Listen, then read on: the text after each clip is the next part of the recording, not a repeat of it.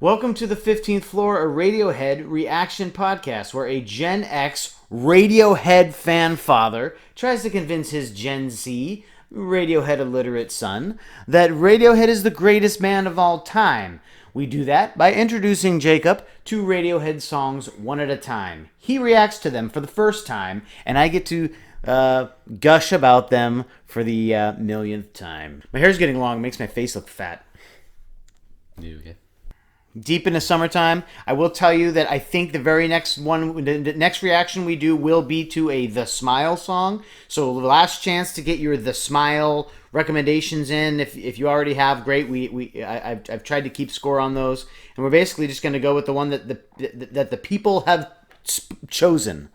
So let us know which The Smile song we should do. That's happening next video. And that'll be a first-time reaction for both of us, and I'm excited because it's like listening to new Radiohead music, only with a different name. Today we're going to go to 2000's Kid A, back to a classic album, to a classic song off that album. This is highly requested, one of the most requested songs, How to Disappear Completely. For those of you who don't know Radiohead, or maybe just know what you know from OK Computer, this is the album after OK Computer. OK Computer was 1997. It was probably their biggest commercial album, certainly at the time, and it was already at the end of the millennium, was being heralded as one of the great rock albums of all time, but certainly of the 90s. And they toured like crazy with it and went crazy touring with this album. And so they had to come to grips with that touring schedule, with what they wanted to do in the future of their band. And Kid A is what came out. And it was a surprise to all of us. And songs like How to Disappear Completely really highlighted more than ever that the band was going to do new things, and also highlighted more than ever that they were awesome at everything they did. So as you react to this for the first time, people get a little upset when I set up a song a lot more than they want me to, but I am going to set this song up a little bit and tell you this is a 100% ambient music song. It is not a rocker. It is not a melodic hook, but there's beautiful melodies in it. Orchestration is fantastic. What you really need to do to set the mood, just sit back, close your eyes, listen to what's happening. Imagine you're Tom York and you've been driven to exhaustion touring for your rock-based albums, the 3 rock-heavy albums you've done, and you just want to change. And so you create a song like this, early Johnny Greenwood orchestrations.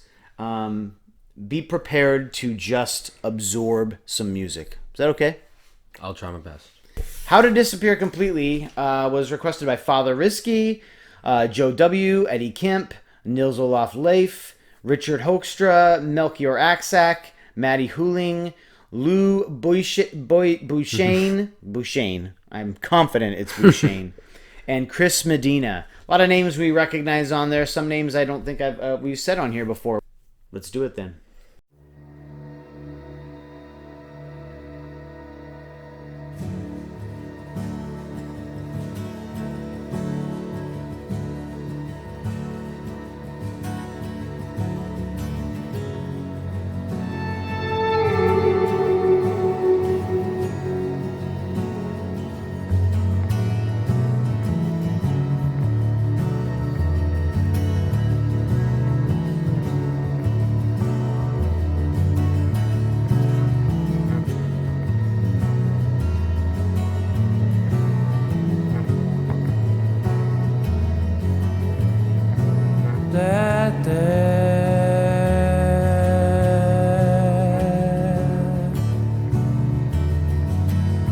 That's not me.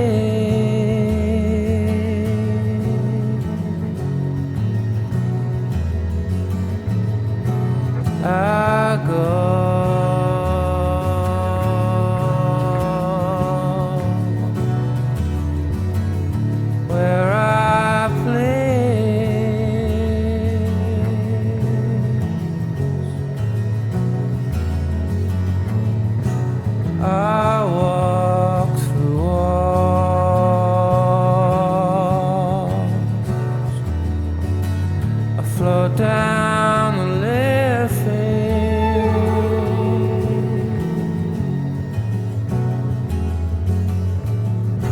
I'm not here.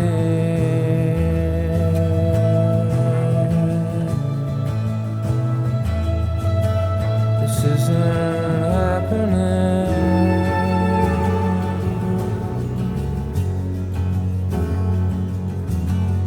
I'm not here.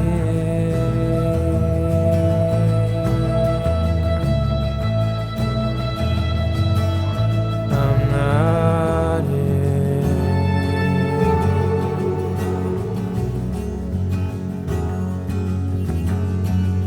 In a little while,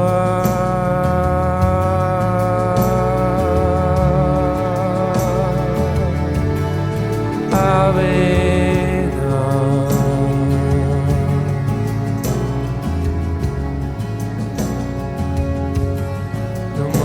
already passed.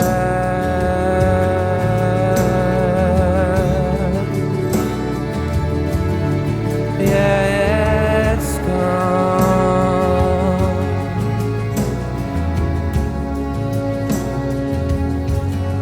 and I'm not here.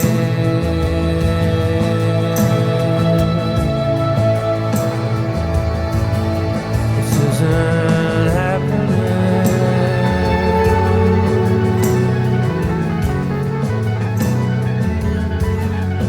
I'm not here.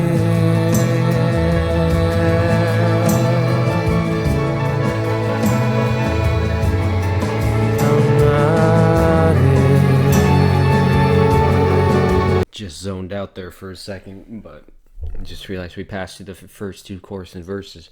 I get the feeling when I'm listening to this song, it's trying to be kind of eerie. I feel like to some people it would feel eerie, but to me it just feels like it's one of those songs where the mood is, you're just kind of, for me, you're driving back home from something, it's night out, you're just looking out the window, you're thinking about life. That's kind of just what I'm getting from the song. That's what this song would remind me of.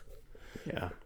I connect a little bit with that, being in the car, taking almost in meditation, taking yourself back from the world that you've just been a part of all day or wherever you've come from, and just, taking a deep breath in. I agree that it sounds like you should be a little spooked out by it, but you're not.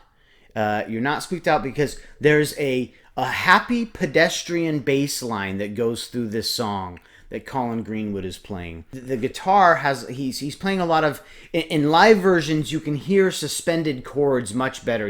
A suspended chord is when you replace the third in a chord with a fourth or a second, most commonly with the fourth, and if you hear a suspended chord, you'll know what I'm talking about. Classic ballads, rock ballads of the 80s and 70s, 80s, and 90s use suspended chords to add a level of emotion to the chord progression, and that's what Tom York is doing. But you can really barely hear him strumming. We haven't even begun to talk about Johnny Greenwood, but let's listen to the whole song and we'll talk about what Johnny Greenwood does.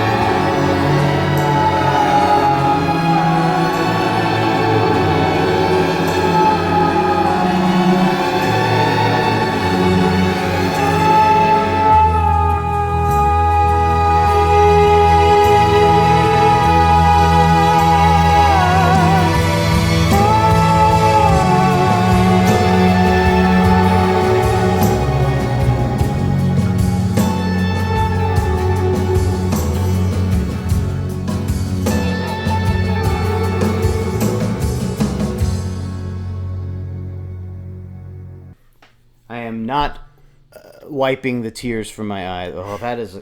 Oh my gosh, that's a beautiful song. Yeah, I feel like you saying stuff kind of ruined it. Not like of how I think about the song, but just what I'm thinking now. Now I'm real.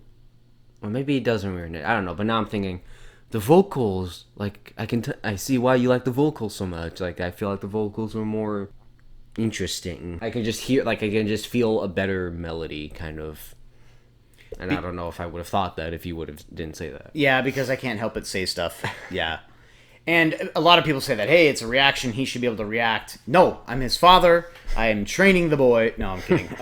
But it's my responsibility to help you hear some great things in there.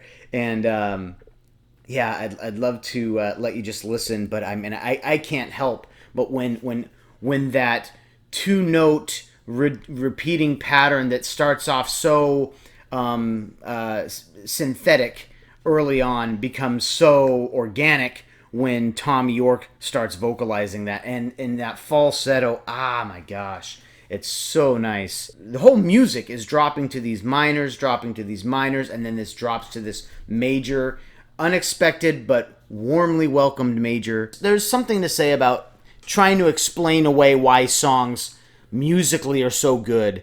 It does take away something, because now I tell you, when you hear that bass line, for example, and then when we start listening again, then there's no way for you to not try to listen to that bass line. And so in that way, I'm kind of ruining that for you. But in that way, I'm enhancing the experience for you. That's my justification, because I'm not going to be able to shut up about it. I like the mood. I feel like it's one of those songs, if I ever downloaded it on a playlist, it would be, I have to be in this specific mood to hear it. Yes. But it's not a terrible song. It's pretty good. I've gotten well past the point, but I know exactly what point you're talking about, where How to Disappear Completely was a song that you had to be in the mood for. I mean, if I'm just finished rocking out to some other song and it comes up in my playlist, there was a time when I'd be like, oh, I'm not really in the mood for this now. That time has passed. Now I want to hear How to Disappear Completely, even if, regardless of what I just listened to, no matter how the rock tone. It's not a rock and roll song by any stretch of the imagination. So put yourself in Tom York's shoes again. Put yourself in a Radiohead fan's shoes. And Tom York has been swallowed up by OK Computer. Brilliant album, beautiful. I'm sure he loved doing it, but it has become who he is, and he doesn't want it to become who he is. He wants to take a step back, and a song like this, how do I just take eyes off of me? How do I just not let the world expect so much from me? I just want to disappear and never be seen again. But I want to keep making music. Legend has it that Michael Stipe from REM gave him the advice to, or said something to him, but to think about, okay, you just say, I'm not here, this isn't happening. To kind of meditate in that way. Easy for Michael Stipe to say. His career was on the down, was plummeting at that point. I'm kidding. If you're an REM fan and you're like, hey, no, come on. By the end of the 90s, the REM was wrapping it up.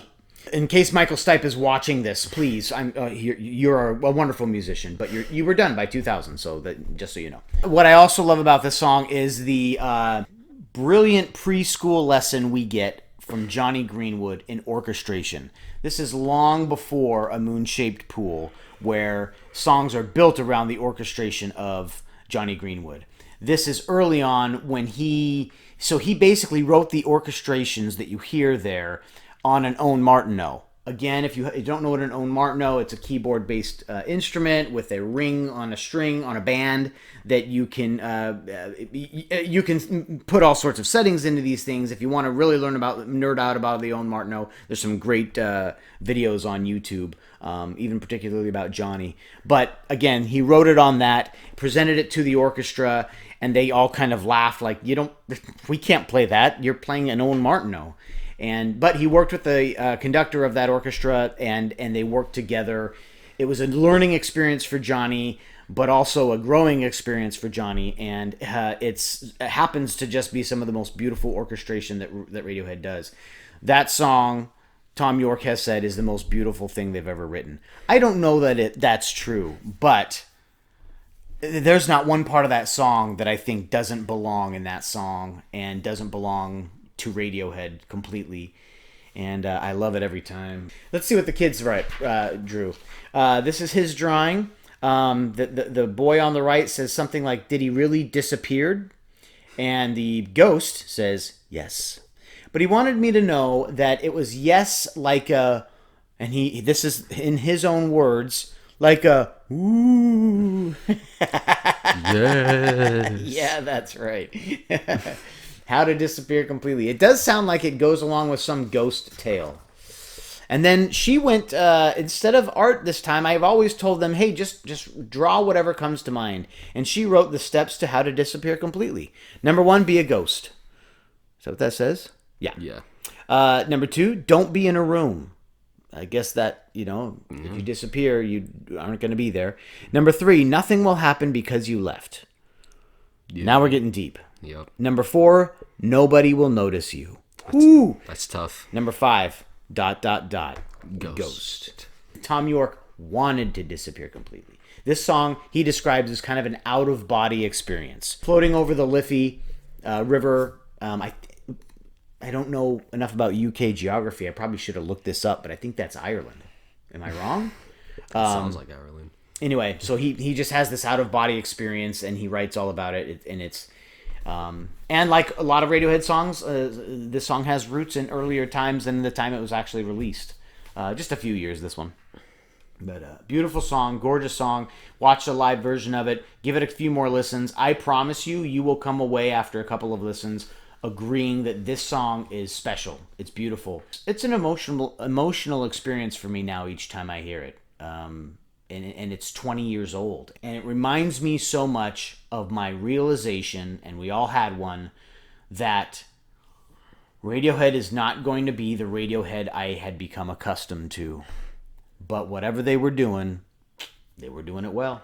Looking forward to the Smile song. Looking forward to a first-time reaction. We'll get to a lot more to those viewer requests as we promised. Continue to request Radiohead songs that we haven't done yet, because at this point I'm just picking the one that has the most votes, because we got to get to them all. We get to them all.